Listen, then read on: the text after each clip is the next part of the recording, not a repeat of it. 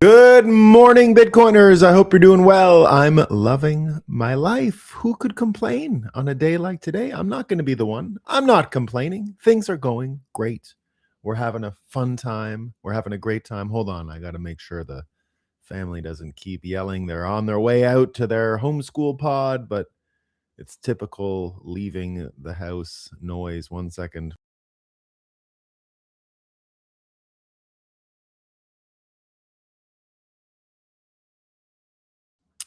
So there you go. There you go, everyone. Hope you're doing well. What are folks saying in the chat? We got Chef Zero. God shall wipe away all tears from their eyes, and there shall be no more death, neither sorrow, no crying, neither shall there be any more pain, for the former things pass away. Revelations 21:4. We love it. Lance 2002, gorgeous day here in St. Paul, Minnesota. Ilhan Omar under criminal investigation. Is that so? I thought that's been going on for a while. I didn't see that in the news. Is that some new development, Lance 2002? I don't know. I'm not following too much. We're waiting for Ilhan Omar to get deported or something. Deport. But don't you love that deport thing on whenever anyone sees a story? Deport. I laugh every time. Marty Bent has one of the best timings of his deport. He drops that pretty well. I'm a fan. Chatelet, the winning will continue until morale improves. Indeed, blessings, beloved Bampians. Good morning, Counting Crew. Tell us what's good. There's a lot good going on. God is good, good and great, wise and wonderful. The love for his holy peoples. Unfortunately, Idaho elected a rhino governor yesterday, but God is good indeed. T-Dog, yo, with the update from Idaho. Sorry to hear that about the rhino governor. We got rhinos in Vermont too, though, so don't worry about it. But we don't mind our Republican rhino in Vermont. He's not so bad. He's a pretty good governor. The scales are falling off our eyes and allowing us a brief moment in time to once again follow God. Indeed. Wednesday must mean that we are half the way to hyper Bitcoinization. You know, I'm just starting to say Bitcoinization. I'm dropping the hyper. It's cleaner. I'm dropping the hyper these days. I haven't been using hyper. Just Bitcoinization. That's pretty good. That's pretty good. The morning wake up, gang. Indeed, Chatelet. Barely 45 says the Chatelets would continue until we're all dead. Just think of the gifts of music, of words, of the arts, which may be the highest forms of spiritual expression to create is miraculous. I believe that's the truth, Chef Zero. I think that's why that explains the genius gene in males. You know, we can't create like the women, so we got to go out and do all this stuff, right? You know, you got to do all these things. There you go. All in the hands of our maker is a beautiful thing. Also, go Knicks. Yes, so I had a great call yesterday. By the way, big things brewing on my end. I had a very fun call yesterday with old colleague of mine, a woman I built a business with that was super successful. We worked on all the early, we had headhunted her when we were at CoinDesk to do consensus for us events because we didn't know what we were doing about events. So we hired one external event organizer, and she had no clue about anything we did, but she had been trained as a lawyer and then ended up in what we call SIFMA, like one of these big organizations that on Wall Street, like a big financier organization. And she became a super top end event producer. So we hired her. That was the only sort of external contractor that we used at CoinDesk. We really did just do the event as like a side gig for all of us, except we were serious on that one end. And so she helped us run the event and grow the event and scale the event. Very good. And then in lockdowns, her and I launched an event business together. We did a lot of great events, very successful. And when I was asked to join Bitcoin Magazine and focus on the event, I couldn't really keep working with her. It was part of the deal, kind of. So we had a very amicable, professional separation, and we stayed in touch over the years. But we had a call yesterday, and I'm not going to go too far with the details because they're still materializing, but it will be great. Really great. You're going to love it if it works out. I don't want to give too many details on it yet, but it's going to be fun. Why did I bring that up again? What were we talking? Oh, yeah. Because she lives in the Carolinas. And so I was on a call with her yesterday because Montreal won the sports ball. And so it's going to be Carolinas against Montreal now.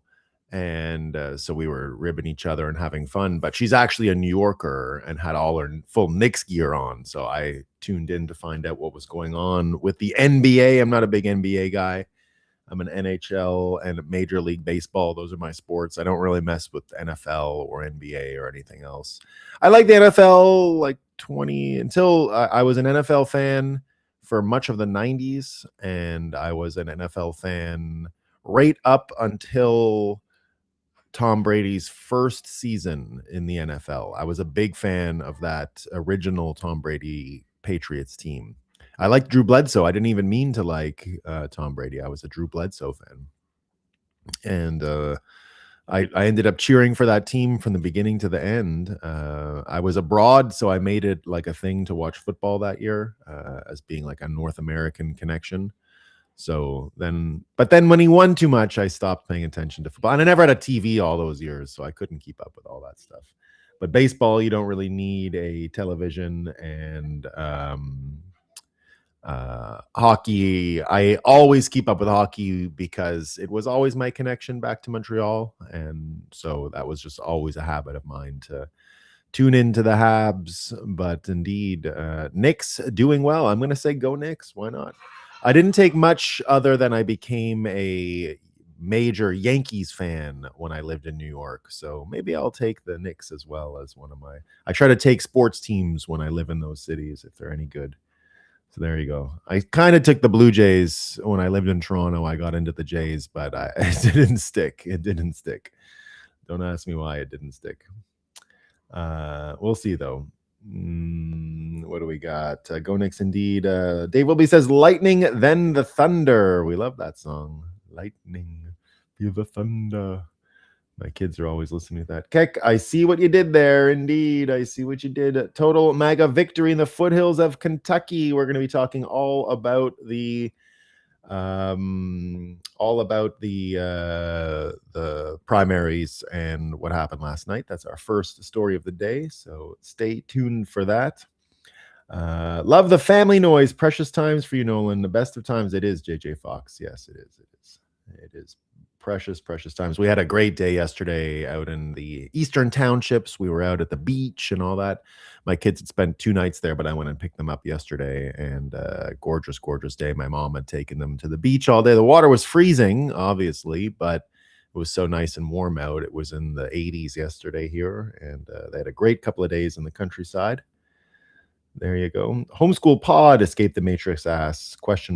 A man, if I ever had the pleasure of having kids, I'm going to have lots of questions for you. Yes, happy to do that. Homeschool pod is just like homeschool kids spending some social time together. In the one that we use, it's kind of like a study school. So they have 2 separate pods. One is no formal school at all, but it's a school building that we all rented. Families have rented over the years. It's been rented for a long time before I got there, but there's like a board and all that kind of stuff. We do some fundraisers, and but that's a giant arts and crafts room, a giant classroom, a stage, a performance theater, a playroom, and a huge kitchen, because you can't drop your kids off at that one. That one is one parent has to be there at all times. So there's a room for all the parents to hang out, quite a big room. It's great. We all clean the school, for example, 1 week a semester. On the weekend, one family comes in and cleans it. I don't know when our weekend is, but I've done it before. And it's got a playground outside, and so that one is a little different model. Some kids have there are some classes in the sense that, a bunch of 13-year-olds have a special tutor that comes in. They have a theater class that comes in, so they have a theater teacher that comes in. There's mostly, though, it's just parents. The kids choose what they want to do, and parents kind of help out in the workshop. There's every tool you can imagine, every material you can imagine, a lot of donations over the years and a lot of accumulation. The other one is more of a study school where they'll go this morning and they'll do French and math. There's all kinds of rooms. It's like an old townhouse, and then there's all kinds of rooms for different levels. All homeschoolers a different age, but at the rest of the day, they only do that till about lunchtime. All of the afternoon is outside playing at a park and all that stuff. So I wanted my kids to get a little bit of a sense of someone else teaching them and being in a classroom setting and all that. But it's not like formal teachers and tests or anything like that. It's kind of just a pod, really, to be social and to know a little bit about what it's like to sit and do lessons and all that stuff. So and then if they don't go anywhere, some days they don't go anywhere, and that's when they do their stuff just straight up at home. And when they go to the other pod with the games and all that, the one with the no drop off, they have to do their school here first to be able to go there. So they've got to get their workbooks done. But I'm all, anytime you need help with homeschool advice, I'm there for you. There's no right or wrong way. That's the way we came up with. We like it though. Good morning from very hot Pennsylvania, says C. Berger 17. It is hot indeed. It's hot here too. JD Vance dropped that info yesterday at a press conference. Oh, that was the Ilan Omar. Very good. Yeah, I didn't notice that. I did not notice that. I wholly recommend it. Best thing I ever did, said CB Van. Indeed. Sup, neighbor? Hot here in Jersey, too. We got heat everywhere. I heard that Fauci gave the Malacaster graduation keynote. Is that so? They're trying to get their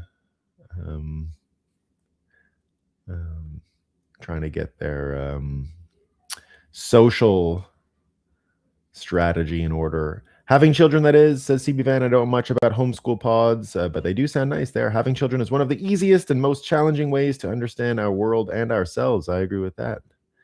I'm mainly MLB and NBA, not huge with the others. MLB is my number one, says Escape the Matrix. Yeah, we love it. Baseball is the greatest sport. I don't care what anyone says.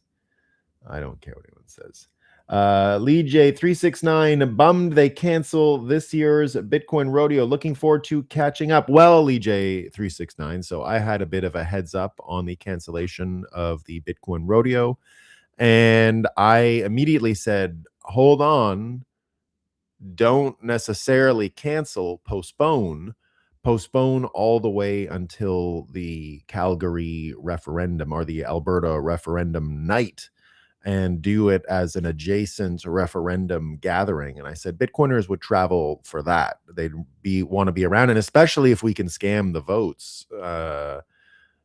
Like, is there voter ID in Alberta? I don't think so. I'll come vote in Alberta. I don't care. You need a vote? I'm ready to go. I want to go vote for Spencer Pratt because you can't do ballots in California. I think we should exploit that. So I'm going to go vote for Spencer Pratt pretty soon. I'm going to go make my way out to LA and throw a little vote in the ballot. I don't think I can do the first one in 2 weeks, but if it goes to the runoff, if no one gets above 50%, which I suspect will be the case, I'll go to LA and vote for him. And I'll come to Alberta and vote for, what do you want? What are the two referendum questions? Like renegotiate federal payments? Yeah, I'll vote for that.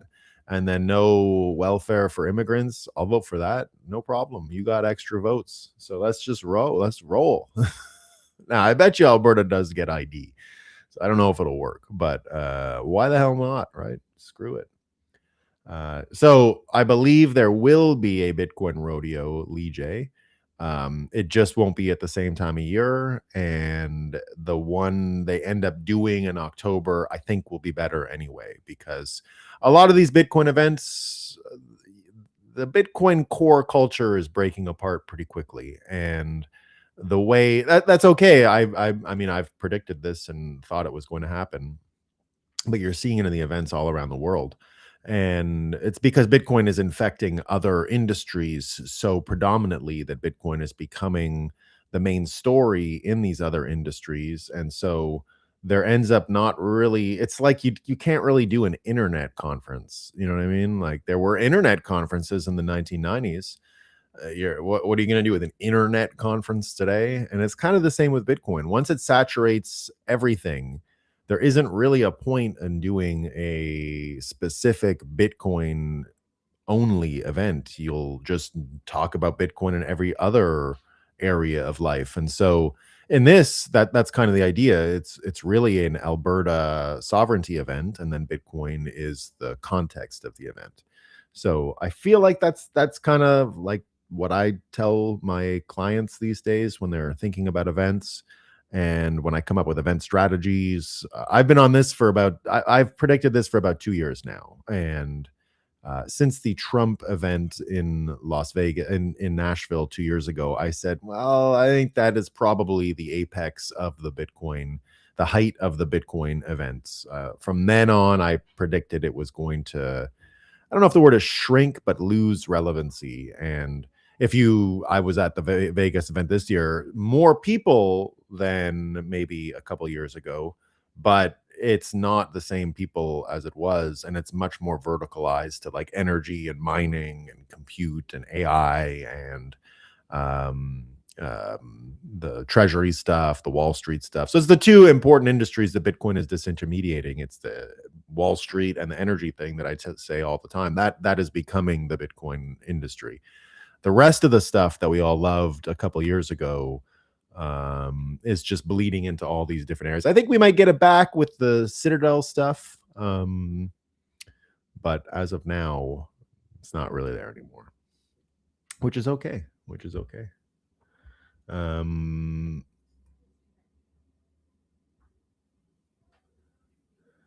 Colin Kaepernick was the nail in the coffin for me, says Citadel Daniel. I don't know. In my case, it was just no. I think I got sick of all the television sports announcers. They're the wokest and stupidest of all journalists. And so the minute they started with all that stuff, and it's been like 20 years that they became retarded. And so the minute they started with that shit, it was like the first black guy to catch a foul ball on a Wednesday, and it was like, shut up. I'm sick of this stuff. Just play ball, man. And I didn't want to hear them anymore. I just couldn't deal with it. And I stopped paying attention. Stop paying attention. So there you go. BTC Plebinator, Ed Gallerin defeated Thomas Massie, America won, and Trump won. We'll see. I'm talking about the Massie stuff for sure. Kaepernick, barely 45. Kaepernick struck me out in high school. Yeah, I think he was a great athlete. I mean, he was a great quarterback for a little while. No doubt about that. Thomas Massie is an anti-American traitor for being anti-Israel. Israel and U.S. are the same country. God bless Israel and Trump. I don't know what you're talking about on that, but they're not. I don't know about that. BTC Plebinator. I suspect some. I suspect some facetiousness there, but I could be wrong. Ed Gallerin 2028. MAGA is gay.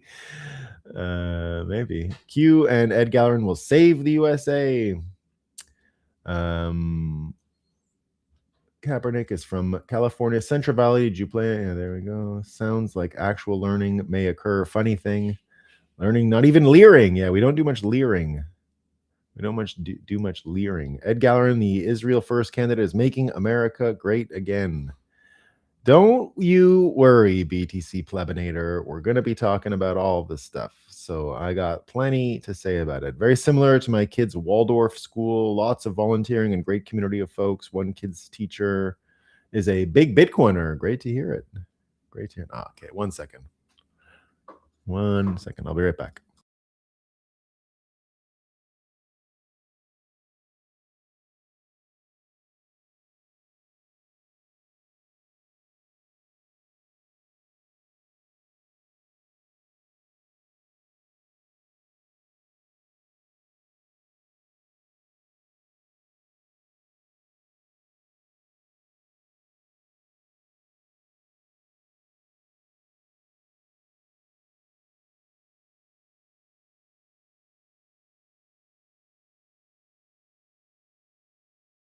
I like Massie. He'll be formidable in 2028. We're going to talk about that We're going to talk about that.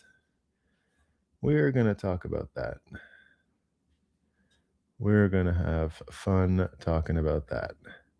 The timing was great this year, end of June during week. Thanks for the heads up. Yeah. There you go. There you go. Okay, there we go, guys. Let's acknowledge we got a major sunrise. It's quite bright and hot. Let me see. I can actually probably lift this a bit now. Too bright though, huh? Yeah. We're going with the bright saturation in the background. We're going with the lighting. We're going with the lights today. So indeed, that is a sunrise with all that saturation, and Bitcoin is running, everyone. We're at 76,000 US, 77,000. We're up 77,000 US trash tokens per Bitcoin. Things are going great. Let's have a coffee and talk about what's new.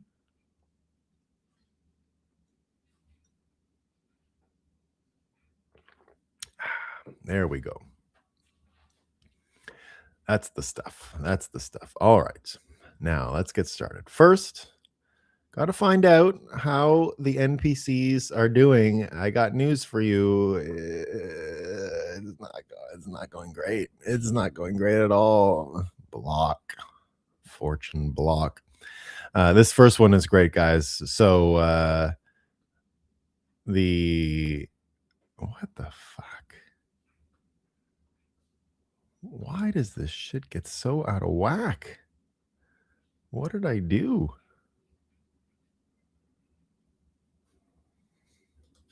Makes no sense. Okay, so it turns out that DEI experts say the acronym may be radioactive, but the underlying business case is stronger than ever. Look at this guy here, right? This guy's doing great, right? This guy here is doing great. And guys, the business case for DEI has actually it's stronger than ever. Over the past year, companies scaled back or eliminated their commitment to DEI, partly under pressure from Trump. Yet experts say the organizations that stay the course are the ones that will come out on top. They're going to come out on top. They're going to win. They're going to win. The former chief diversity officer at BP and Barclays, now the founder of Dempsey Inclusion Group, said corporate America's pivot toward stigmatizing the acronym. It's just a definition, guys. It's just the acronym. It's the acronym people hate. No, come on. Who would hold a grudge? Your whole life got ruined because you were white and they didn't want to give you a job. It's just an acronym. The acronym. It's just the acronym. We just hate the acronyms, right?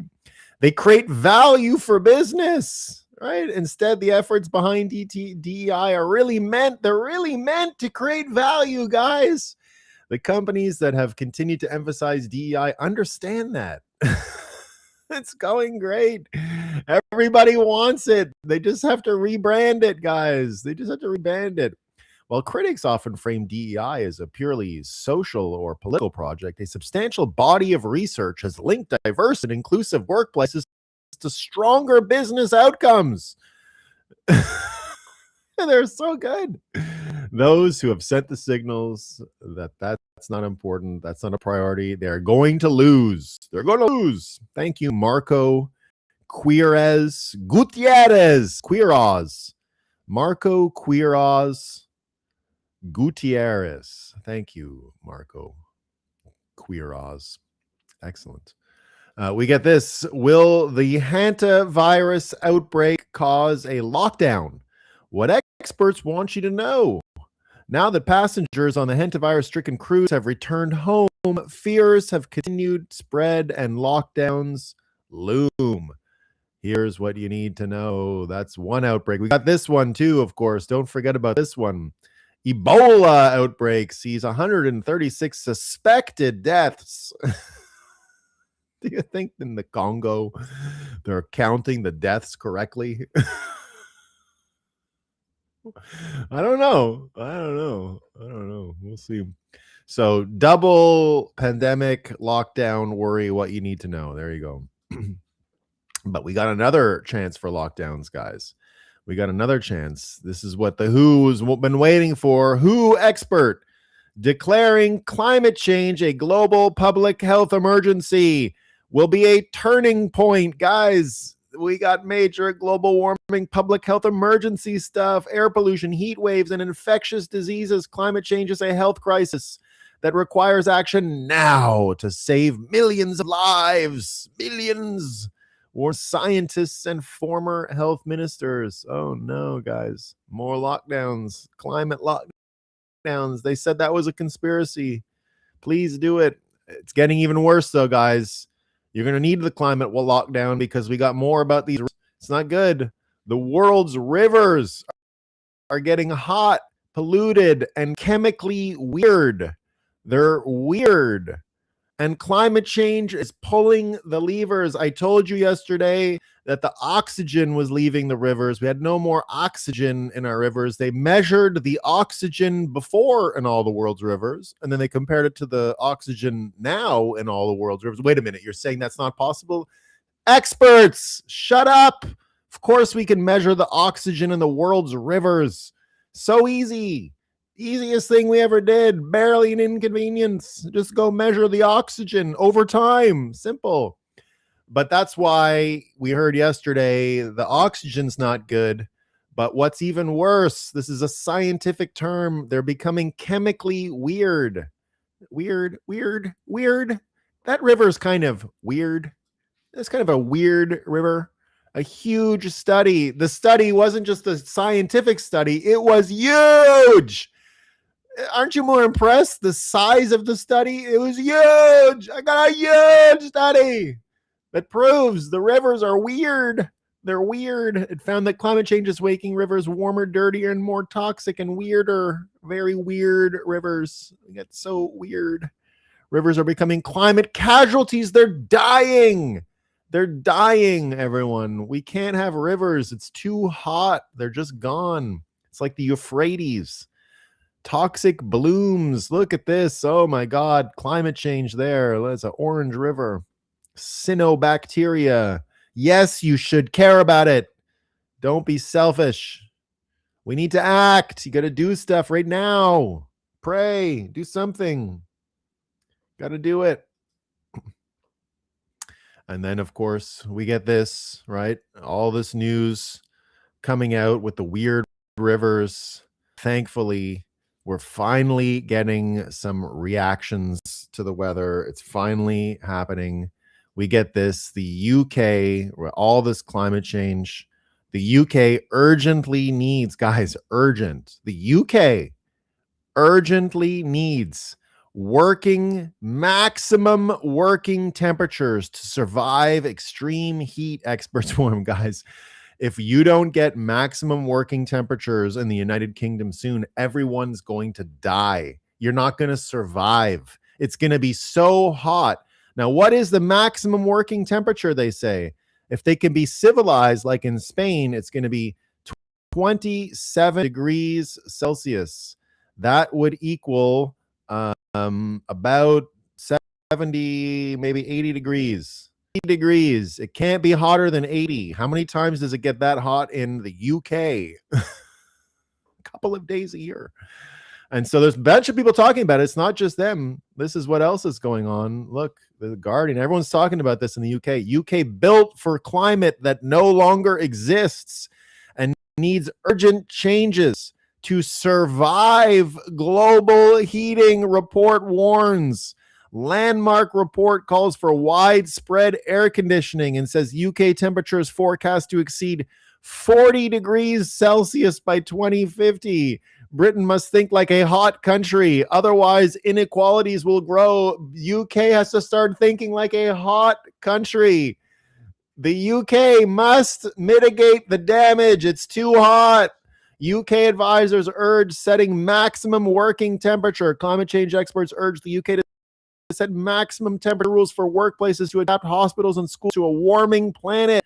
You're screwed in the UK. Think like a hot country. You have to. You're going to die. You're going to die. You're not going to make it. It's going to be too hot in the UK, right?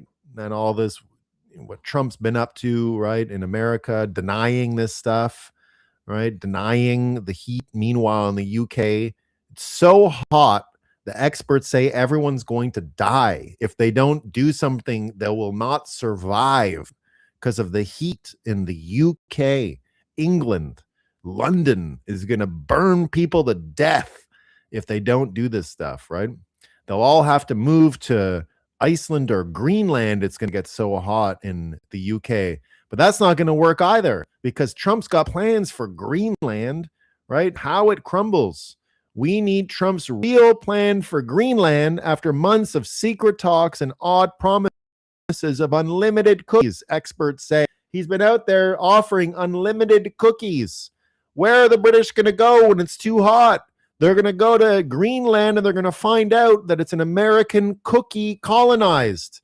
Unlimited cookies. The cookies will colonize Greenland. And then where are the British people supposed to go when it's too hot in the British Isles and they're all dying and there's no plan to survive and they're asking people to work and it's 80 degrees out, and then the people are being, I can't work in 80 degrees, and then it's all over for them. They're not going to make it. They're not going to make it. Oh, and this is great. We got a psychologist yesterday. A psychologist came in. You know, Trump is offering all these cookies to Greenland, the cookie proposals, unlimited cookies, and all the Inuktitut people of Greenland are sitting there saying, I can get unlimited American cookies. Wow. Right. And so that's why some people are supporting him. But this psychologist is asking, why do Trump supporters, if it's not cookies, why do Trump supporters continue to stand by this lawless, lying president? This psychologist explains. Wouldn't you know what a great advantage this psychologist has? And I don't understand why this psychologist isn't more well known or famous, because this psychologist actually has a special power. This psychologist can mind read. They know what people are thinking. This psychologist can, Dr. Cindy Harmon Jones, she did a study, but she knows that the cognitive dissonance of Trump supporters is so real and what it will take. She's an expert in cognitive dissonance, and she shares with Mehdi that she wants to understand why Trump supporters stand by him despite allegations of sexual abuse and other criminal behavior. Her study found 3 common justifications, guys. 3 common justifications, right? Here they are. This is what it is. People feel that they're under threat. They will turn to authoritarianism, and you can find out more if you pay for the subscription. But there you go. She's a mind reader. Unbelievable. And we get this, finally, our last story of the day from Canada. Ontario police are using spyware that lets them remotely take over your smartphone. They're fighting to keep almost everything about it secret. I just like that headline. It's a really good one. So that's what's going on in Canada. They got the spyware going in Canada, everyone. They got the spyware. All right, let me shut down the NPC news. UK boiling up, too hot in the UK. Too much heat. Too much heat. Too much heat. There it is. All right. So indeed, yesterday in the United States, I'm going to have a sip of coffee, and then we're going to get into the political stuff that happened last night and yesterday. So we had, I'll start with the Trump endorsement of Ken Paxton in Texas. And he waited sort of to the last minute to do it, but it's had some incredible reverberations in the Republican caucus and the political situation in the United States. I'll share that with you now here. No, nothing's in order. Perfect. My favorite. No idea why it's all out of order. I thought for a minute yesterday it was on.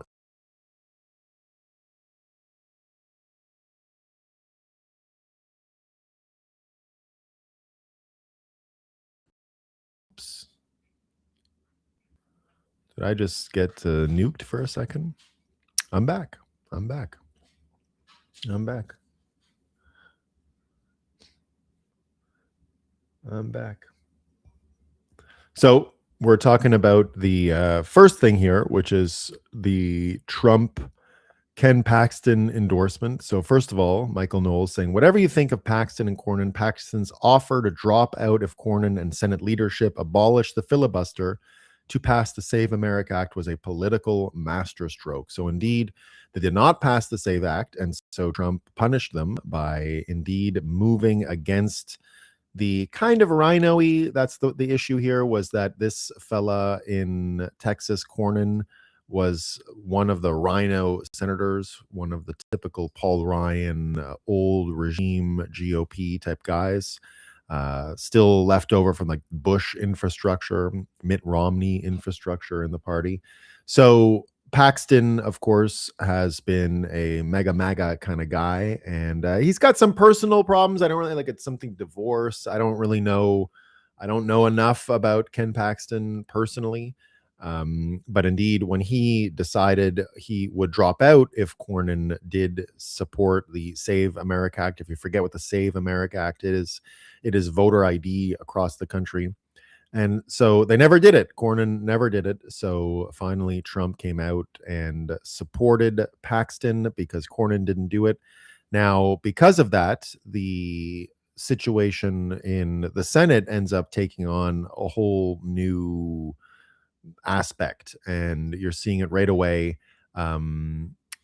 Thune, the Senate Majority Leader, the Senate Leader for the GOP, moved against Trump immediately. As a result, he came out and here said the following, right? Senate Leader John Thune visibly looks like he's going to cry when asked how he felt about President Trump endorsed Ken Paxton over his rhino butt buddy Cornyn. And so indeed, he comes out and of course says he's a principled conservative. The Cornyn was principled, right? But again, Cornyn voted to convict Trump for January 6th, all those kinds of things. And so it's a big change here, right? When he comes out and he says that Senator Cornyn is a principled conservative. He is a very effective senator for the state of Texas. None of us control what the president does. Christian Hines reminding us the establishment faction of the American right has a long history of accepting devastating losses as long as it can preserve the self-image of being principled and upholding the Constitution. These people would rather be beautiful losers than ugly winners. They would be totally fine and finding themselves disposed in their own country, dispossessed in their own country, just as long as it's done legally. Conservatives don't do anything. Well, buddy, let me just tell you the list of all the things I care about conserving. 1, liberalism. See, now don't you feel foolish? And indeed, that's one of the biggest things that happened. One of the big stories around all this principled piece, none of it made sense. Of course, here, John Thune upset that President Trump's endorsement of Ken Paxton just advanced a resolution limiting President Trump's war powers in Iran. So the Senate leadership moving against Trump like this is probably a good thing. You want to see this stuff exposed. You don't want it to be all cloak and dagger or skullduggery. So if Thune really is a snake and a scoundrel and all of these things, then he has a chance now to own it and to do it publicly. And yeah, this is the one here. You get John Solomon talking about it. So I would like to see this stuff uncorked. And indeed, here we see, please, President Trump, go after John Thune with the same viciousness you went after Thomas Massie with. Force him to pass the Save America Act. Sincerely, we the people. I still don't think the Save America Act is going to get passed. I think there's other stuff that can be done anyway. We'll see if it gets passed. I, of course, would welcome it, but I do want this to happen, President Trump going after Thune. That I think would be good for everyone, and I think it would make sense. And so what ended up happening last night, so this was just the endorsement. If Trump goes after Thune, right, we've seen so far that Trump is winning every single one of these fights that he takes on with his caucus and with the GOP caucus. So Thune would be indeed one. Be more than happy to see get targeted. But watching Trump run through the GOP, first of all, right, we're not in the same world of the republic that we used to be. That's all gone. All we have left really is the executive. Most of shit. There's a couple of them, but most of it sucks. And how you, I don't know. Hopefully one day again, and it can be useful. If it's not completely destroyed already, we'll see. But watching Trump leverage and affect what's going on in the party is the last, I guess you can say, thread from what a lot of people wanted to see from the very beginning with Trump. If you remember, people will say, oh, you're a MAGA guy to me all the time. Oh, you love Trump so much. Look, I abandoned Trump on his last day in office in his first term because of the no appointments. And I didn't really return to being a full Trump supporter until all of the lawfare started. So there was a good 2 years where I still loved Trump. I still thought he was an interesting person, funny person. But remember, he disappeared right after the end of his term. You just didn't hear about him for 2 years. He just did nothing until 2022. So 2021, not until late 2022 did we start hearing from him again. But if you remember, the thing that I always said during that period, even when I abandoned him, the reason I said I would always love him is because he was able to crack and destroy the old conservative, principled GOP, the fake principled GOP. I always appreciated that because I was someone who simply didn't like the way politics were run on the right wing for a long time. I thought it was phony, fake, low aura, not really attractive, not cool, if you will, not interesting, right? Just mostly boring and didn't really grab people's attention. Balance the budget all the time. And I was like, well, that's fake money anyway. What are you talking about? Balance the budget. Who cares? Like, so the work that Trump started when he first began in 2015, going against the Jeb Bushes, going against the incumbent Republican Party, to me was something that always will make me endeared. It was one of the big successes of his first term, but the fight wasn't over. And I think yesterday was finally the end of that fight. That whole transition of the old GOP took over, 12 years, I guess, in total to be able to fully get control of it. So just imagine that the president of the United States, twice elected president of the United States, leader of the party, took over the actual corporate infrastructure of the party after Ronald McDaniels and everyone got blown out. So he did that in 2024. Even in that scenario, he still did not have control over the Republican Party. So now in the future, I would like almost the partisanship to become less disciplined. But at this point, you needed to be more disciplined. And attacking it the way it has, I think, finally broken the old schism. And Unseen here says much the same. I'm going to explain this as simply as I can for you do get the results you got in Indiana, Louisiana, and Kansas in the low third approval. Therefore, the polls are fake. The reality shows Trump approval is very high. What the final number is, no one knows because the polls are so fake now, but it's certainly not in the 30s. The results tell that in flashing neon letters. Everyone in power that believe the polls should immediately do a gut check and change course because the media siren polls are driving into the rocks.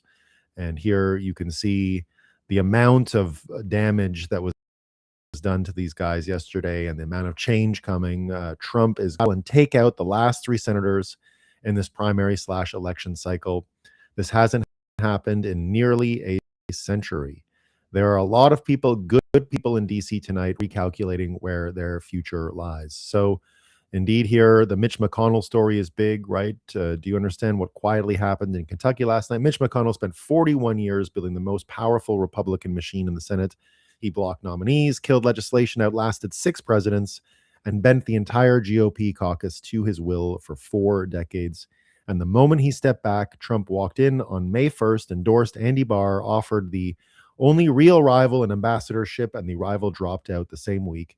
Cameron, the man who was supposed to carry McConnell's network forward and entered with a polling lead, raised money, had the recognition, had the Christian conservative base. Barr had none early, one phone call and one diplomatic offer.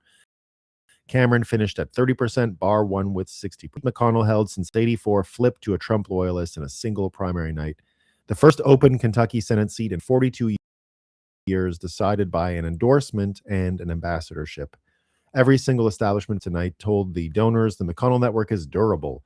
Every single one assumed the old machine had enough infrastructure to survive his retirement. It didn't survive a single election cycle. Not a scandal, not a Democrat, not a generational shift. One endorsement, one ambassadorship offer, and 41 years of political infrastructure collapsed in an evening.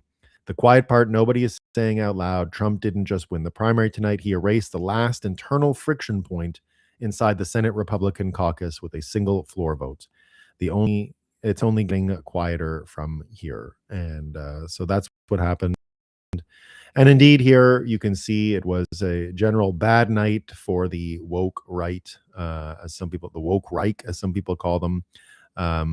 All of those endorsements from the Tucker Carlsons, none of it made a difference. And indeed, the biggest casualty of the night, the one that everyone was paying attention to, was Thomas Massie. Of course, here he is. Thomas Massie did not yesterday. Now, I like Thomas Massie. I do. There's a lot I like about him. I'm a big fan of the Prime Act. I'm a big fan of his and the Fed stuff, but we'll talk about that in a second. But here indeed, Thomas Massie, today is the 6-month anniversary of the Epstein Files Transparency Act. He says, we've taken out 24 CEOs, an ambassador, a prince, a prime minister, a minister of culture, and that was just 6 months. He says here he's got 7 months left, so we're looking forward to the final 7 months of the Thomas Massie time in Congress.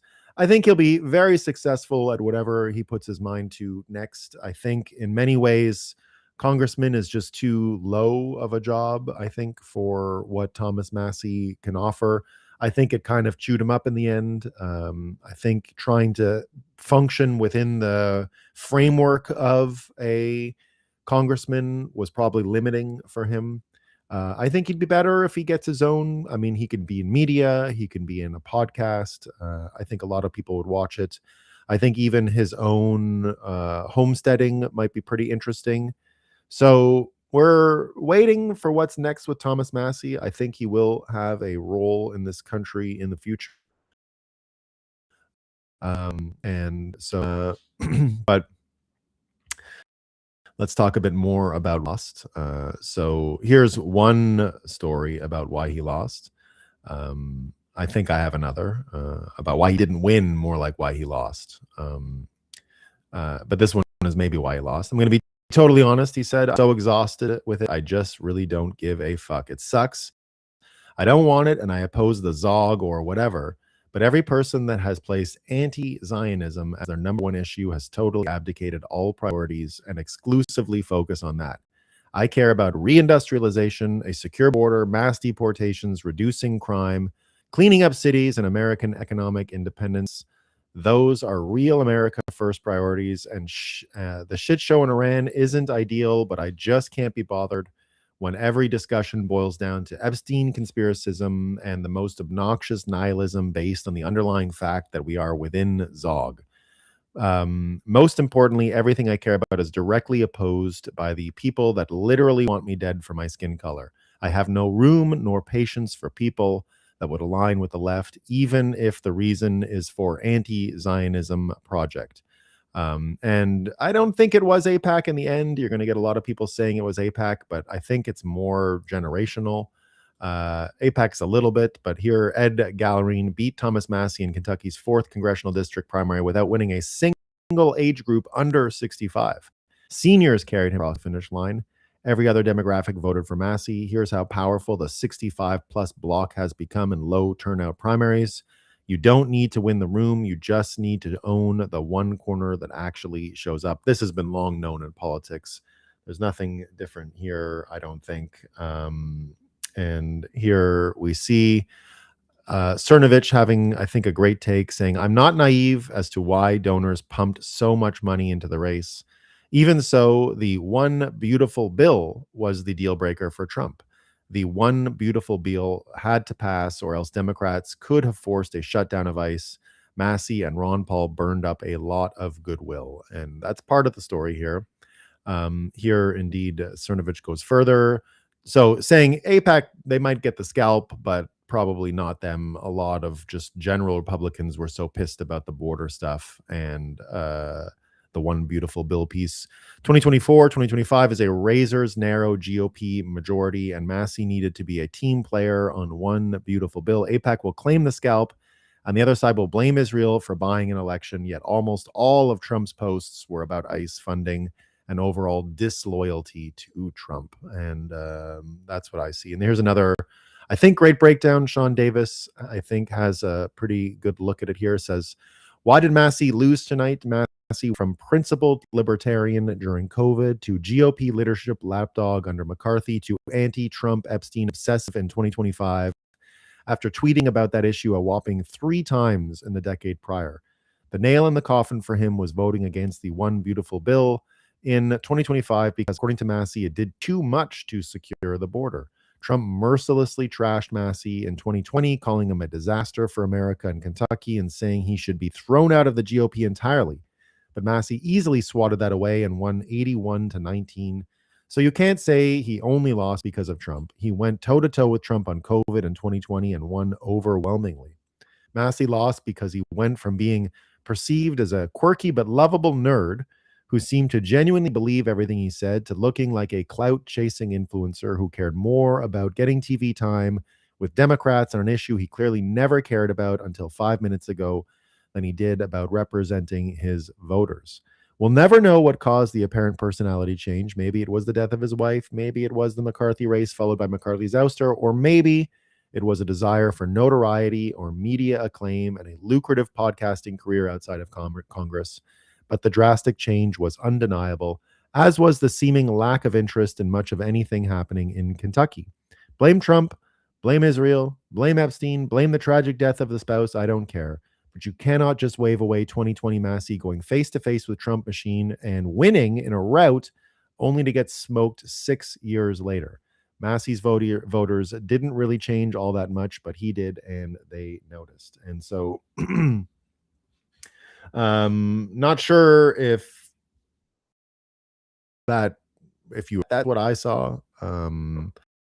I like Massie, but I understand why so many people are upset. Now, go back to what Massie's number one issue beyond Epstein, right? And the thing that I think most Bitcoiners appreciate him for, and it's the thing that first got my attention. Don't forget, Massie, we're talking about one of the highest IQ people in the entire system, right? He's one of the rare instances of a congressman actually being smart. One of the terrible things that happen with the system that we live in today that disenfranchised all of the congressmen was the World War II bureaucracy put in place. A lot of that just stripped the accountability of congressmen. That's why they don't really even have a job anymore. It's all a scam because it's all just huge omnibus budget bills, and they're just another layer of bureaucracy and not even the most powerful one. So Massey is kind of a throwback. He's kind of what you want your congressman to be, in the sense that he seems like a intelligent representative. You know, you're not just sending someone to the Capitol to be your representative in order to look at what everyone in your riding does and just go with what your riding or what your county wants. We call them ridings in Canada, by the way, because it's the length a horse could ride. That's how they were cut back in the old days. And so the counties that everyone, the districts that everyone votes in the United States, it's not they call them representatives, but you also want to send your best. You also want to send a smart person to represent you, one of the best people who, and then they can make up their own opinions and you just trust them because you've sent the smart person. You ideally can think of Massie as that, right? So I don't worry that he wasn't so interested in Kentucky and all this stuff.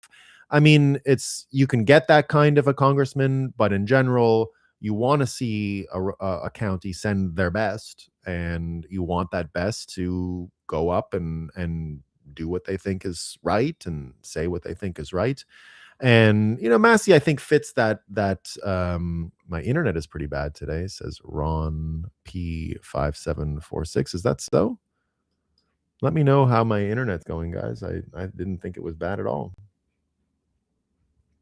I hadn't noticed any of it. So Massie, probably one of the highest IQ people. I mean, MIT, I forget exactly what he studied at MIT. It's some kind of engineering thing, right? Top quality intellect. But so the reason why all of us Bitcoiners know him is because of his end the Fed type stuff, right? He's been an end the Fed guy from the beginning. And that's something a lot of Bitcoiners are interested in. And he's one of the only people that can even talk about the debt. One of the problems with the debt is that it's so large that your mind can't get around it. It's just so crazy. So my internet's fine. Yeah, I think it might be. Ron, I'm not doubting you, Ron P57. However, it might be on your end because I noticed one flash of no connection, but not more than that. And normally I get warnings on my thing. If it says if the internet is slow, it actually tells me. So I haven't seen that today. And I do see it if I'm running multiple devices, and that's not happening. So anyway, I'm check your settings maybe. So go back to Massie and remember that's why we know him, right? We know him because of this and the Fed thing and because of the debt and all that stuff. And what we saw yesterday, and I think it's one of the bigger reasons for which Massie lost. Def not my end, always. Anyways, yeah, maybe, don't know. So one of the reasons why Massie lost, I think, right? APEC for sure, boomers for sure, Trump for sure. It's all a combination of that. But the other reason is that his signature issue, the debt and the Fed, right? Beyond Epstein, that is Massie's signature issue.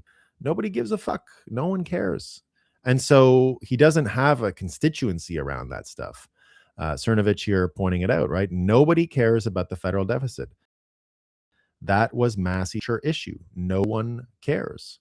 And here he is again saying Massie losing 45-55 would not have been my wager. I thought he'd pull it off by a hair. He says here, voters don't care about the growing debt. That's my opinion and why I said during the one beautiful budget bill. Now we have ground floor confirmation. Printer about to go burr again. That's what I see. It goes back to the one big beautiful bill. It goes back to why I've been saying it was kayfabe from the beginning, right? You remember that you get Elon Musk coming out when the Epstein files things begin, and that's where the Epstein files and the one big beautiful bill end up merging into the same story.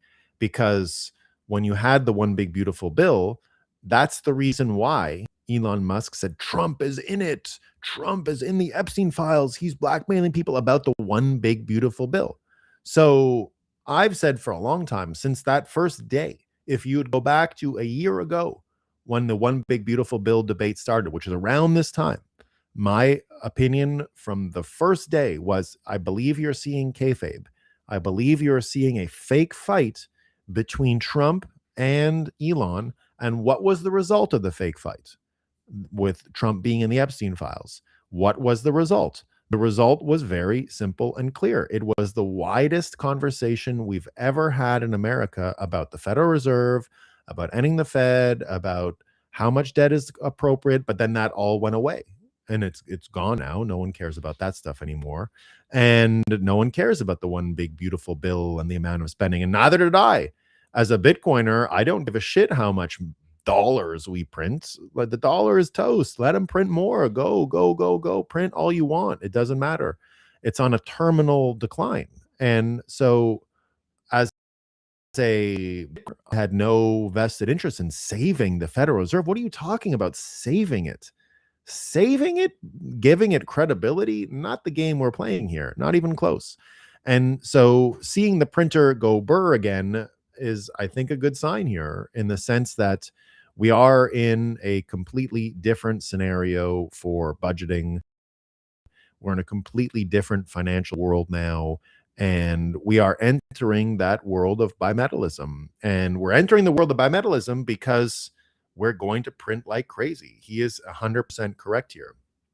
We're going to print like crazy because even with this confirmation that no one cares about debt, you've also got all kinds of plumbing in the international system starting to go loose. You've got the 30-year bond in Japan. You've got the 30-year bond in America. Both are going vertical.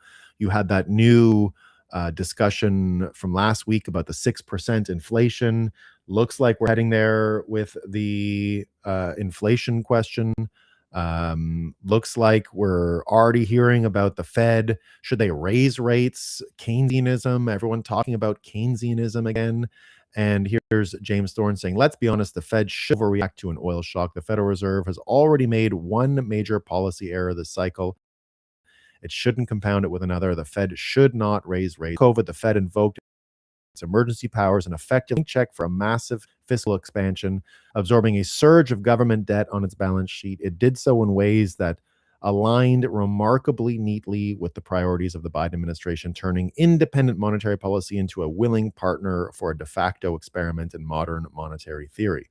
In practice, the central bank validated a fiscal program with the House could not have financed on such a scale without a compliant Fed. That experiment and ultra loose policy, coupled with aggressive deficit spending, produced the inflation that politicians did compensatory. The prize was not that the prices rose, but that so many officials claimed to be surprised when they did. Today's inflation scare is different. The recent uptick is being driven primarily by an energy shock linked to the Iran conflict, not a new wave of stimulus or credit excess. Before the shock, core inflation was clearly trending lower. But this is why this whole Keynesianism situation is not going to work. We're not in a Keynesian world anymore. We're in something completely different. And we're in a situation where you're going to need some kind of new system. And that's what's emerging through here. That's why Kevin Warsh will likely take over the Fed with one or two more hot inflation prints, since still in the pipeline feeds through. The temptation in markets and politics and inside the institution will be to use those numbers as a cover for another hike. That would be a mistake. If core disinflation resumes as is expected once energy normalizes, additional tightening now would mean squeezing an economy that is already cooling on its own. So this paragraph here, indeed, when they say this would be Keynesianism, this is the Keynesian move. If the Keynesian infrastructure works, Warsh will raise interest rates. That's not what's going to happen. They're going to lower interest rates and they're going to print like crazy, which is going to create even more inflation. That's confirmed on the ground. There is no political opposition in America to stopping printing US dollars. Nothing like it. It did not. Now, I don't think it caused Massie to lose, but it didn't drag him over the line to win. It wasn't a winner. It wasn't a winner. He lost for other reasons. He didn't lose because he opposes the Federal Reserve. He lost because he had all these other problems, Trump and APEC and demographics and boomers and all that other stuff. But the issue of the federal debt, the thing he champions, was not enough for him to win because people don't care. And they don't care because we're not in a world where that makes anymore. We're already in this hyperinflationary world, and all around is breaking. I mean, look at the Japanese, look at the American 30-year bond, right? Look at the American 30-year bond going absolutely vertical. The US 30-year note rises to 5.8%, its highest level since July 2000, just before the financial crisis. And the 30-year, of course, is the longest duration, should have the highest interest rates, trying to be able, the US 30-year and the Japan 30-year are a big part of how the Federal Reserve works. It's a big part. These are two of the most important levers that you can possibly find in the Federal Reserve system, and they're both breaking. Here you see the US 30 year. So this is what people say, whoa, how much can we print? It's already broken, guys. There's no fixing the US dollar. We can re-architect it, reorient it, which we all understand in Bitcoin terms as bimetallism. And you're going to see why that is bound to happen now sooner rather than later. Here you see the US 30 year at 5.18 in the market beginning to price fiscal dominance before policymakers are willing to admit fiscal dominance exists. This is the long end saying the old is gone. For years, Washington could run deficits, inflate asset prices, expand entitlement obligations, fund wars, subsidize industry, push reshoring, support housing, and assume the bond market would eventually cooperate because inflation would fade and the Fed would cut. Now the market is asking for a real price to finance the regime. It's not going to find one. That's why it's going to have to embrace bimetallism. That's why it's going to have to embrace asset-backed issuance of the dollar. That's why Bitcoin and Bitbonds are coming before you know it, because this 30 year going to be the bedrock of the future system. You're going to see Bitbonds, which is going to be the original way in which Bitcoin enters the system at an institutional scale. This is a 30 year is not just another rate. It's the market's judgment on long-term trust, inflation, credibility. It's all about, you have to have credible public debt. We do not. That's, I think, the issue here is that Massie was trying to save the credibility of the debt. You can't do that. It's gone. You can totally recreate it though, which is what we're going to do. We're going to re-architect it. So indeed here, whether buyers believe they are compensated for holding U.S. promises across decades. At 5% plus, the long bond starts changing behavior everywhere. Housing cannot clear normally. CRE refinancing gets uglier. Private credit gets more fragile. Long duration equities lose air. AI CapEx gets a higher hurdle rate. Federal interest expense gets louder. Banks, pensions, insurers, and leveraged investors have to respect duration again. The discount rate stops being background noise and becomes the central constraint. The deeper problem is the US political system still wants a cheap money world. It wants strong asset prices, lower mortgage rates, industrial policy, defense spending, AI infrastructure, tariff leverage, fiscal expansion, and consumer resilience. The bond market is saying those promises now compete for scarce capital. That is the fracture. The system, this goes towards intervention. The system will not calmly accept a long-term free market repricing of sovereign duration. Too much breaks. The likely path is pressure first, then disguised control, more heavy issuance, more bill-heavy issuance, buybacks, QT changes, liquidity tools, regulatory incentives for banks to hold treasuries, and eventually deeper Treasury-Fed coordination. This is exactly how you institute bimetallism. That's why I've been saying that the Federal Reserve will be subordinate to the Treasury, and Treasury issuing Bitbonds will become the new economic engine. It'll become the new hurdle rate, the new injection of credibility into the debt, because it'll be asset backed.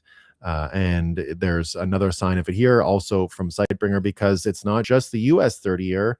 It's happening with the yen carry trade. The Japanese 10-year government bond surges 2.8% for the first time in history. It's not the first time in history. The Plaza Accords back in 1994 did it again. So that's just a little community note, but it is mostly true. So here, indeed, Sightbringer says Japan is the fracture point where the old world of suppressed sovereign yields starts becoming possible. These are the same story. The Federal Reserve one and the Japanese one are the same story because of the way this stuff works, because the whole world is going to bimetallism. The whole world will be dollarized as a result of this. And they're going to have the two forms of money in their own country. They're going to have US dollars and Bitcoin as a result of these changes. Japan is the purest experiment in financial repression. For decades, the state, the central bank, banks, insurers, pensions, households, and global investors all adapted to one premise: Japanese yields stay dead. Debt can be a huge capital, it can be huge because the cost of debt is suppressed. Capital leaves Japan because domestic returns are non-existent. The yen becomes a funding currency. Global carry trades build around it. U.S. treasuries and foreign bonds benefit from Japanese capital searching for yield abroad. That regime is now cracking. A Japanese 10-year above 2.8 is not just a domestic bond move. It means the world's old zero-rate anchor is becoming a competitor for capital.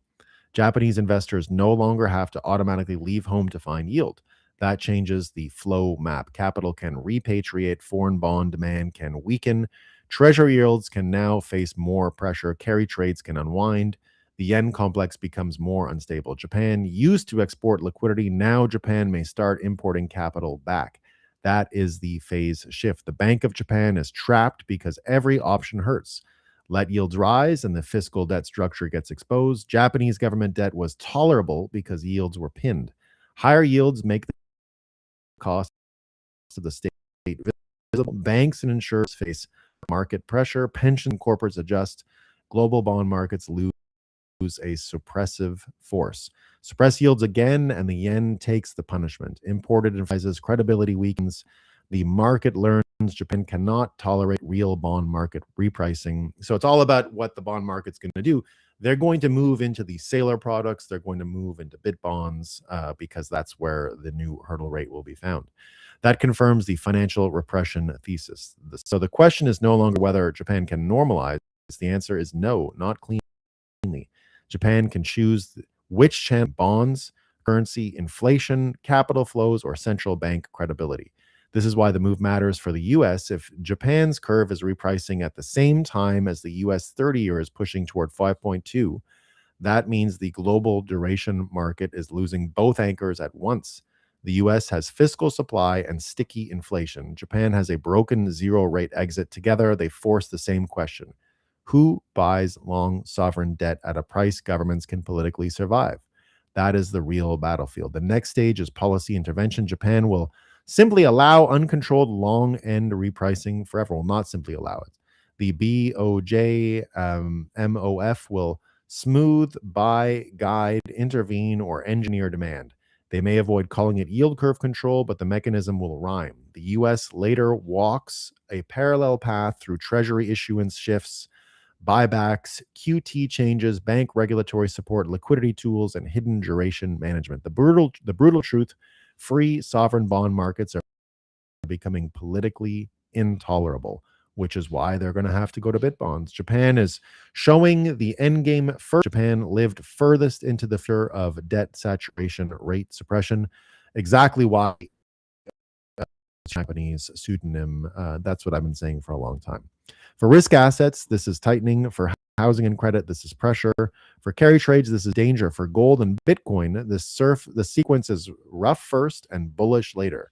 First, global liquidity tightens and risk gets hit. Then intervention arrives and proves the hard money thesis. Same sovereign debt credibility arc, new global duration phase. Japan is the ghost of the future, walking into the room before everyone else is ready to admit what it means. Why, again, Satoshi Nakamoto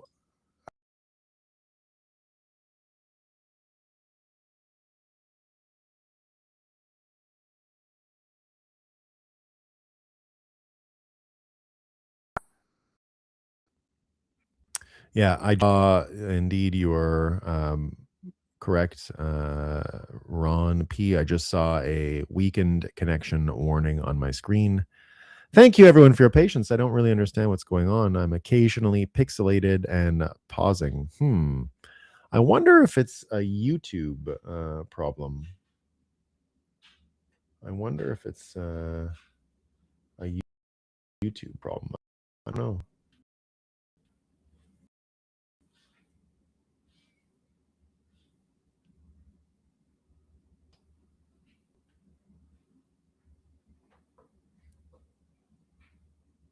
No, it's Rumble too. Okay, it is happening. I don't understand. Normally my internet is fine. Don't know what's up. Well, let me know if it gets even worse. I can't really explain it. So basically you've got, it's a networking time synchronization. Yeah. I'm getting it here on Rumble. We can work through it. Yeah, okay. Thanks for your patience, everyone. So indeed, this to me is a sign that the bond is coming.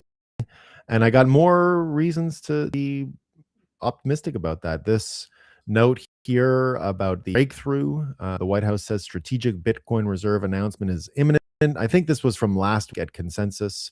This was the White House guy saying it's coming, but it's why you're going to need the Bitcoin Reserve Public, because it's going to be the anchor of a lot of the public debt going forward. So I suspect that that's why you're going to have to hear more about it, because there will be a bit bond issuance, and that's why you've got to do it. And here you can even see dollarization happening, and the global system are becoming the last Ponzi global bit bond system. So I think Japan's going to get dollarized. I've been telling you for a long time that Canada is getting dollarized. It's already happening.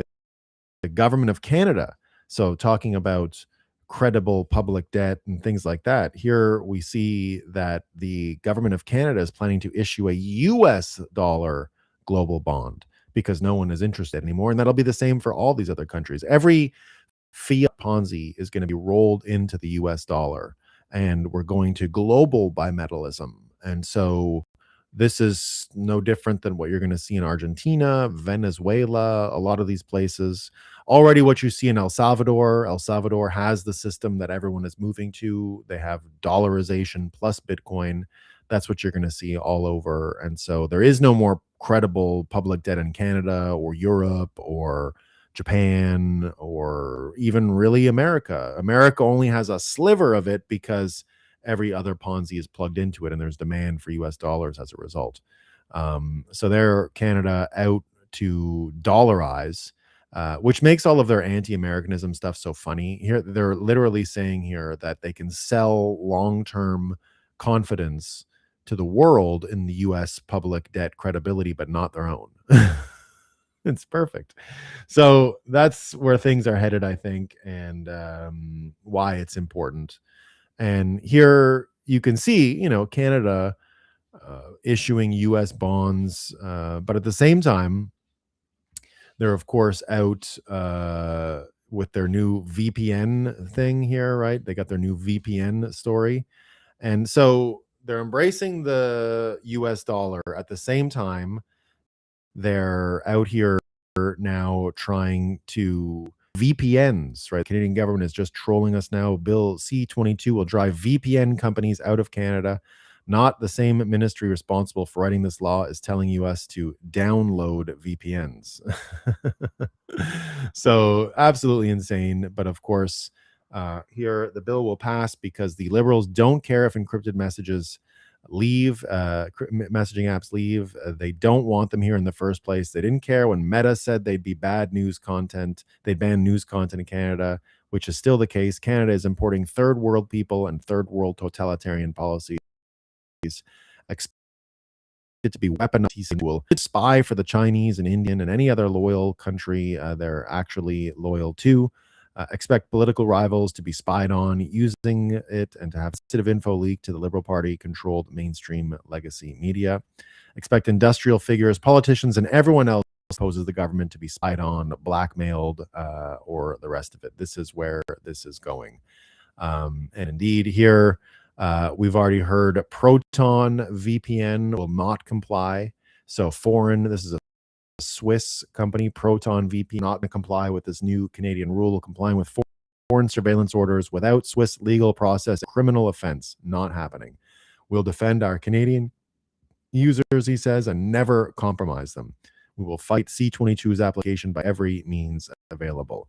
And so not working out for Canada there too. And even more interesting, I don't know if you saw this, but Marty Malmy, one of the earliest Bitcoin developers, yesterday announced a Bitcoin VPN. So just as Canada is embracing the dollar side of bimetallism, and then they're trying to stop the VPN to put more speech control and censorship in Canada, that's falling apart too with Bitcoin coming on the other end. So they're getting squeezed in Canada information-wise with Bitcoin, and then financially with their failed central bank and their failed fiat Ponzi. So bimetallism will swallow Canada maybe first. And here, as they move against VPNs, you have the Bitcoin story here. Marty Malmy, one of Bitcoin's earliest developers, just released a new version of Noster VPN, an open source mesh VPN that replaces the entire trust model of traditional VPN services. So good luck to Canada shutting down VPNs now that we've got a Bitcoin one. And very interesting stuff here. It is Bitcoin VPN eliminates the central server entirely. Your identity is a Bitcoin key pair, a self-generated cryptographic key pair with no registration, no email, no third-party account. This is extremely powerful technology here being released by a Bitcoiner. Very subversive for this Canadian system that we all just love. It's so great. And again, it reminds me of a whiteboard I made years ago that I'm going to pull up for you here. This is my original presentation in early Bitcoin evangelism. I've shared it with you guys before, but it's really just the trickle down story of Bitcoinization. Here it is. This is the key pair trickle down effect before World War II and during World War II. You saw cryptographic keys here as a full-on weapon. It was counted as a munition after it was counted as a bomb. It was illegal to study, illegal to work on, all of these things. It was all for state secrets and warfare. That's why I use this icon here. 48 to 79 inherited that legacy.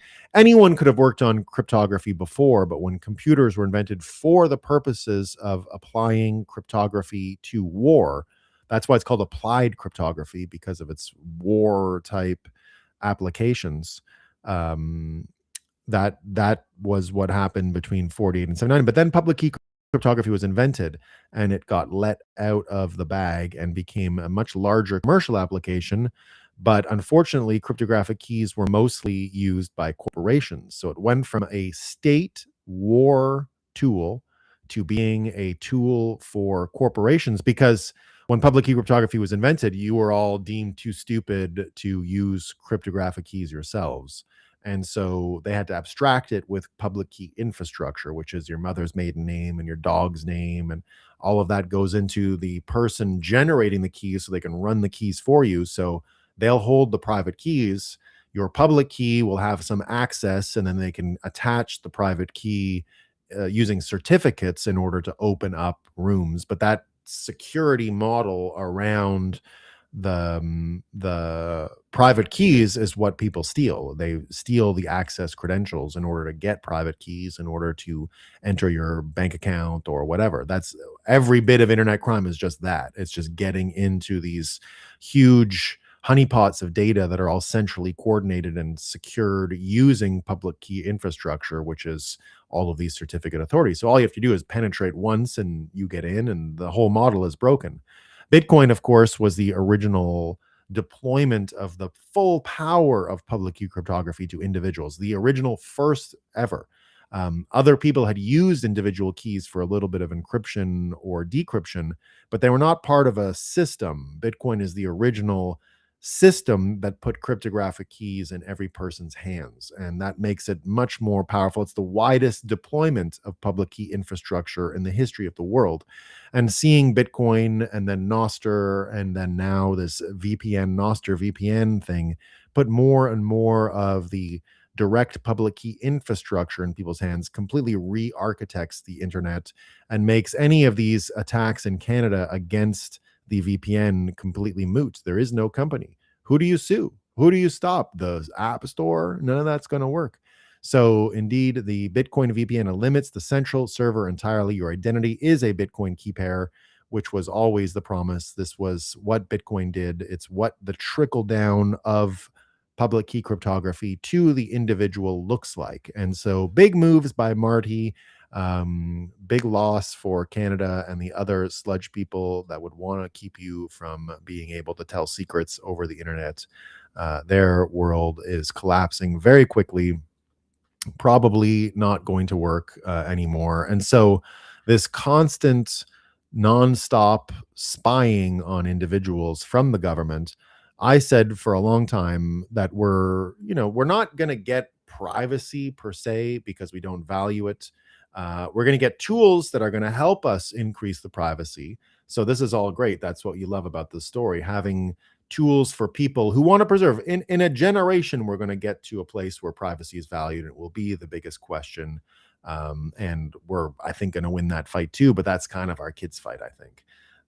But seeing the tools come online now, I think, is a great sign, and it shows where we're headed. And it's only one part of the story when it comes to the changes that are coming to privacy. Increasing our ability to fight against the government to protect our privacy for the people who are interested in it is an important thing. But the other side of the story, the thing I predicted was going to be the bigger iteration in change when it comes to privacy, is not so much tools that we can use to defend ourselves against the government from spying, and that we can use to increase our privacy and our confidentiality from the government. Those are all things that are happening, but it's not what I said was going to be the biggest thing. The biggest thing that would happen is we're going to turn privacy and spying and the infringements and the lack of privacy we feel in this asymmetric environment relationship we have with the government. We're actually going to flip the privacy question. We're going to get maximum transparency from them. Now, weirdly, this applies to many things. Like I've been saying for a long time, that innocent until proven guilty in criminal world, right? That applies to you as an individual. Doesn't apply to governments. Like why do they get innocent until proven guilty? They're usually scamming, so we should reverse the polarity on this and have them be guilty until proven innocent. And I think we're going to get to that point soon too.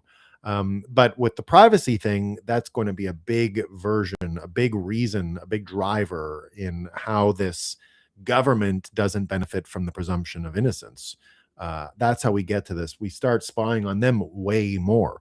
We're breaking down all of their ability and the asymmetric ability they have to have privacy versus people who are getting spied on. And so these tools will help us, but I think the political changes you're seeing, especially with Spencer Pratt, are the other side of this. So you see the fake news yesterday trying to say that Spencer Pratt is a product of a reality TV. That's the big insult now, that he's the product of reality TV. Well, that's the good thing. That's what you want all of politics to be now, is the product of reality TV. You want to be able to know what they're doing. The whole thing should turn into a public, a reality TV show, public reality TV. We should know everything about them. They shouldn't have any privacy. If you go into politics, your privacy should be forfeit. And here, the Spencer Pratt, like Donald Trump, this is what they're saying in the LA Times, is a product of the reality TV industrial complex, they called it, right? The reality TV industrial complex. And here, of course, Spencer Pratt says, actually, I'm a product of the homeless industrial complex, the wildfire industrial complex, the corrupt politician industrial complex. Karen Bass created my campaign. She has nobody to blame but herself and maybe Gavin. So Spencer Pratt already, don't forget, promising to make his administration a show so that you would see everything. So you see him go home at night, talk about it. It's going to be in his family life. Unfortunately, whether you like it or not, that is probably going to be the future. And here yesterday, you also had Mark Andreessen ended up on the Joe Rogan podcast, and he talked about much the same, about how this is such a great benefit for Spencer Pratt to be a former reality TV star, and that it's a big help that he has this platform and the savvy in order to leverage it. And so here's this attack on him, right? Here's Joe Rogan and Mark Andreessen just destroyed that. He's only a reality star attack. And so here they are talking about it. And then Mr. Spencer Pratt. Is that how you have your chips on? I would just say, like, his sudden rise has to be considered a miracle. It's kind of fun. It's incredible to watch. Yeah. He is doing such a great job. And he's got really good ideas. And people are saying, well, who is this reality star? Why should he, like, what about the other people? What about them? Well, what is so great about their ability to lead that makes you think that they're going to be extraordinary choices above and beyond what Spencer Pratt's capable of doing? What are you talking about? I live, we have a home down there, and we fortunately didn't lose our home, but we were it was nerve wracking for a while, and I mean, I think everybody knows this now, but the city response was abysmal, non-existent. The state response was terrible, and by the way, none of that has been fixed as far as I know. Like we're set up for that fire, So the fire, what was it, a year ago? A little more than a year ago, took out twice the square mileage of the Nagasaki bomb, obliterated. Right? If you've seen like photos, it destroyed Pacific Palisades. It looks like a bomb hit. The cars were melted into the pavement. Yeah, it's gone. It was gone. And then Altadena, which is like a working class neighborhood, and then it took out like half of Malibu, and so it was like, and it almost took out all of West LA. Like it came very close to jumping the freeways and just taking out like Beverly Hills, Bel Air, Santa Monica. Like it was all in the line of fire. I don't think any of that's been fixed. I don't think there's any plan to fix any of it. And so Spencer's been through this the hard way, along with a lot of people in the city, which is they burned his house down. And what is the response when Karen Bass is questioned about what are you going to do if this happens in the future? Everything is. Remember the Lego movie? Remember the song "Everything Is Wonderful"? Yeah, everything is wonderful. Everything's amazing. There's a viral AI video, which is Spencer Pratt. So indeed, they're going to be able to turn this reality TV thing, and look what he's done using TV. I mean, he's made her look so stupid because of reality TV. You can't escape reality with these frames. And here she is trying to say that, they're mad, right? That he's done all these things. It's just perfect. So she's completely self-immolating as we move forward here in this campaign. But here, just showing she's out of touch, and she's coming across just horribly, right? I don't think she has any way of winning this. Are people in without LA cheating that seem drawn to him, including some Democrats that are drawn to him. What do you think that's about? I think that we are going through a moment which is not unfamiliar. We go through moments where across the board voters are just upset. They're upset over everything. They were obviously disappointed in Democrats in 2024, the cost of living, the fact that we're in a war that has raised gas prices, extremely high, eggs and basic. Anyway, just stupid stuff, right? So indeed here, Spencer Pratt has made this woman seem so out of touch and dull. No good vibes here, not at all. And you're going to see more and more of that, right? Here she says, she literally shakes her head here when she says she's very committed to ending homelessness in her next term. You're just completely disassociated with what's going on. And indeed, the corruption, this is where that transparency getting reversed is going to really work, because not just that she's not grounded in reality, she's also corrupt. Here, Karen Bass is a good example of how we have replaced competent public service with a model of just rewarding your friends, and a functioning polity allowing LA to burn down would have ended her career. But if all she really does is funnel money to friendly NGOs, that is different. And here's Spencer Pratt again, the kind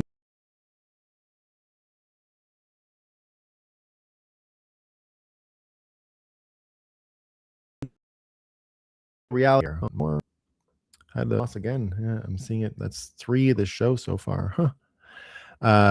So this was the scoop they're talking about, right? DWP's then CEO didn't know that reservoir in Palisades was empty the day of the fire. That plus other details, and these people are all making like $500,000, $750,000 a year, and all that stuff. Karen Bass is the worst leader I've ever seen. Nobody knew she was out of the country during the Palisades fire. Nobody could order air tankers because her deputy mayor was under house arrest. Her LA Department of Water, I think, chief didn't know our reservoir was empty. Karen Bass is running an absolute clown show. Vote like your life depends on it, because it does. So these are all this skill of reality TV, but being re-architected for transparency. And I don't think there's going to be any hiding for politicians going forward. Between Trump with his, we just got used to it, Trump giving 10,000 unsolicited words a day to the media is too addictive to people and too interesting, and I don't think they're going to go back to being able to hide unless we would get a really boring guy, but it won't be because he's hiding. He'll just actually be boring, which will be the answer, which is what you want, by the way, right? You want a super boring president because we have no issues that we need a president to fix. That's where you want to be. We're not there, and so you got to keep seeing this transparency ratcheted up, and I think we'll get there. But indeed, as I said, the only thing left for her is cheating. Now, no voter ID needed. You should all, if you're in California or not, or you can get to California, just vote. Honestly, if they want to play this way, you don't owe people. Don't be like one of those Republican, beautiful, principled losers. Fuck them. Just go vote. If they don't want ID, fine. Don't do it. I'm sure you can get more Republicans that are enjoying this scam than you can weirdly incentivized illegal people that are voting. I'm sure there's more motivated Republicans to scam this no voter ID thing in California than there are druggies that they can bribe to go vote. I'm positive. So if you're in Nevada or Arizona or anywhere, just go vote in June 2nd. Who cares? It's a scam. If they're not going to do voter ID, fuck them. And so everybody get out and vote 5 times. Keep voting. Vote as many times as you can. I forgot to actually say that to someone. Someone was asking me advice the other day on how to talk to sludge people, particularly about politics. And I was talking about using cognitive dissonance. That works. One of the best ones I used for cognitive dissonance around the 2020 election, and I still do it. You should see people's faces. I've told you this before. It works every time. I said, well, 2020 Trump was just going to be too good for the dollar. It was going to fuck us in Bitcoin. So, I voted for Joe Biden 5 times because it was really the right thing to do for Bitcoin. And people will be like, well, what? And watching them try to solve that problem is funny. But you'd be surprised how orange pilling, red pilling that statement actually is. Not one argument in favor of Trump, and yet it turns into someone realizing things are not what they think, and opens more people's eyes than almost anything. So here we're seeing Los Angeles mayor race is going to be rigged. Los Angeles residents received all these mail-in ballots to his home, and none of them are addressed to him. That's what made me leave New York, by the way. I didn't have a problem with COVID. George Floyd was stressing me out. But the minute I got these ballots in 2020 and George Floyd was going on around me, I said, okay, we're in something much bigger than even COVID. I got to get the fuck out of here. So it's a very strange thing to get election ballots like this sent to your residence. And it was enough to make me flee. This is how California Democrats rig elections. So go, and if you know any Californian, go pick up some of these. Go vote 5 times, vote as many times as papers you get. Every single election, people post tons of videos showing they get tons of mail-in ballots to their home that didn't belong to them. Multiply this statewide, plus the fact that Gavin Newsom made checking ID when voting illegal. No, it must not be stopped. Ride it. Embrace and amplify. Everyone should get out and vote. So yeah, here they are indeed.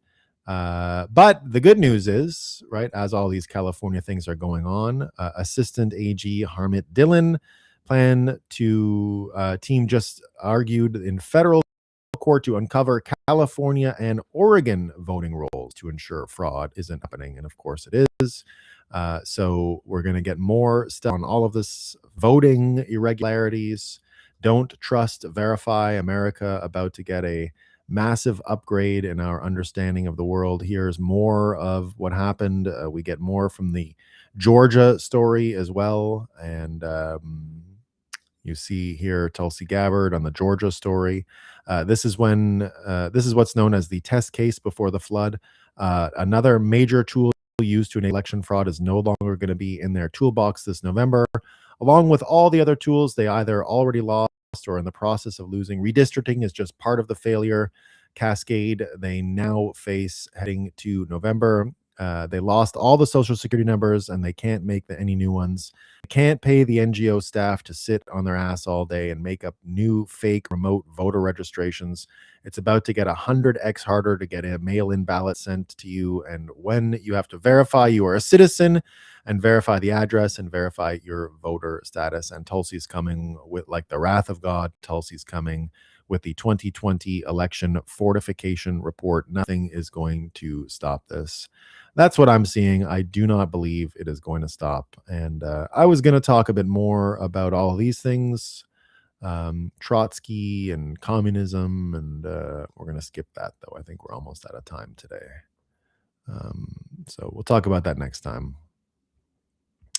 We will talk about that next time. So big changes, everyone. Big changes. Was in DC before the 2024 election, was walking the streets of a neighborhood and found 3 sealed ballots on the road in a quarter-mile stretch. Exactly. Exactly. No, it's the biggest scam going. The biggest scam going. So what are folks saying in the chat? A lot of people fighting in the chat today. Cold Card is good. More advanced the wallet, though. I like Cold Card and Trezor. What do we got here? Gotta go. Have a good day, folks. Good show, Cam BDC. Thank you, 72 Jet. People talking about the VPN stuff, landing page.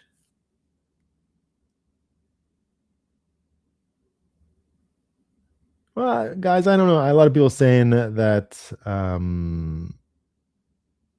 lot of people saying pioneering freedom, or I don't. Who was it? Plebinator, BTC Plebinator. I don't know about trolling. I don't like. I don't appreciate calling anyone in the chat names. Trolling, I don't think, is calling people names, but we like disagreements, CB Van. Yeah, cool disagreements. Exactly. People believe, look, we're allowed to disagree about this stuff, guys. It's okay. I don't see the Israel thing like a lot of people, and that's me. That's me. I see it differently. So it's useful to debate it. And you don't want to just shame anyone who is worried about APEC or all that stuff. It is a problem. The Sidney Adelson stuff is real, guys. That is real. He's out there blackmailed and causing blackmail troubles. I just doubt its overall power. That's how I see it. All right. Well, I doubt the power of Sidney Adelson, but I don't doubt the power of Hank Hudson. The power. Morning, Nolan. I have the power. We're gonna go see that movie, the He-Man. Was He-Man in your time? Did you just miss it? The tail end. Like He-Man was around. Yeah. I was never a big He-Man guy myself. I was a Ninja Turtles guy. I grew up Ninja Turtles, Ghostbusters. Those were best. When I grew up. The best. They were the best. The toys were so good. Guy. I actually, you know what I did the other day on YouTube? I actually somehow it got prompted to me. It was how the original cartoon ended. How the original Ninja Turtles that we all loved, how that actual cartoon ended. So I guess the last season it was not Power Ranger, and they introduced a whole new slate, and they I guess had killed off Shredder, Bebop, Rocksteady, Shredder. They got new ones, but so they had this new evil guy and something, but he absorbed the powers of all these evil guys, and he had some kind of suit that grew. So the Ninja Turtles had to go to Dimension X and steal Krang's suit. Remember that huge suit that he had, and wore the suit. Crazy. Yeah, he wore the suit with the brain in it.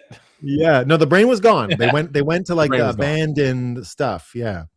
And then they got the suit, and then the suit, because it could grow like this character, so they just latched onto him and then shot him into Dimension X. And then they all get out, but then they basically go back to Splinter, and Splinter says, "You guys did so good. You learned everything. Now you're on your own. You don't need me anymore." And that's how it ended. Oh, Splinter leaves them, huh? Oh, wow. They had no more big enemies, and Splinter leaves them. Yeah, well, I don't know if the world is ready for the adult Ninja Turtles because then they're teenagers anymore. It's a whole different thing. They They have got to be. responsibilities now. Kids, Pizza little Dude's got 30 seconds. That was the classic joke of our youth. Remember the movie, the Michelangelo? The Pizza movies were Dude's great. got great. Well, yeah. Well, I thought the second one was really. I like the second one, the Return to the Slime or whatever. With Yeah. Secret of the Ooze. Secret of the Ooze. So funny enough, the best man at my wedding, and I was just with him yesterday. I was in the townships, a handicapped guy, right? He's handicapped. He had the most mocked album of all time, which is the Secret of the Ooze Vanilla Ice soundtrack. Oh yeah. Yeah. It's his favorite album. He still listens to it. He had to get a new Go Ninja. He had to get I know all the songs on it because he would bath time and all that. He would always put it on. And so they had to get him because they had to even order him a new tape cassette because he had burned out the original. He had listened to it so many times and you couldn't find it for a little while. This is before digital media. It was around 2000 or something. Family was desperately trying to find the Vanilla Ice Secret of the Ooze soundtrack. The only one that might top that is I remember the first Batman with Michael Keaton had a pretty badass soundtrack, like that scene with Prince and where he's painting on everything. Oh, so good. No, I had that. That was an album, a weird album that I actually got. Someone thought I was gonna like it and bought the it. Prince album because I was soundtrack. The Prince album, yeah, because I was so crazy about all the Batman 1989 stuff that somehow I got that. Vicky Vale, I remember that song. Prince has a song called Vicky Vale. Vicky Vale. It sounds like she's the girl protagonist in a Adam Sandler movie. You know, they're all V's. Veronica Vaughn and stuff. You're right. You're right. All right. I'm gonna let you. What are we talking about? Any V characters coming up? No. Sadly enough, I didn't prepare any of those on today's show, so I apologize in advance. We got a lot going on today. Apparently, this new fund that might be paying out January 6 rioters. That's super interesting. Putin and G made deals yesterday after we couldn't, so we'll talk about that. What else we got going on here? There's a lot today. We have The Late Show is winding down. BuzzFeed's getting bought out. FIFA's having some things with the Iranian flag. There's a lot going on today, so we'll be talking about a lot of it here at Roxon TV News. Nolan, you finish up with yours. We'll see you guys in a little bit. Stay tuned. Fun. All right. See you later, my man. Bye. Okay, team. You heard Hank. We're out of here. Thanks, everyone, for your time. Thanks, Johnny Midas. I appreciate it. Man, this is bringing back some great memories. April O'Neil. We love April O'Neil. My parents went on a river cruise today. I'll have to ask them if the river was weird. I'm going to choose Ghostbusters and DuckTales. It's hard to cut out Batman. Yeah, DuckTales was great too. There you go. All right, folks. I will be only when people are debating in good faith. Yes, indeed. Okay, folks. I am out of here. Come over to the Hank Show and we'll see each other there. If not, I'm going to play the ad in a second and the thanks for watching screen, but I want to tell you thanks for watching. I appreciate it. See y'all tomorrow, everyone. Peace.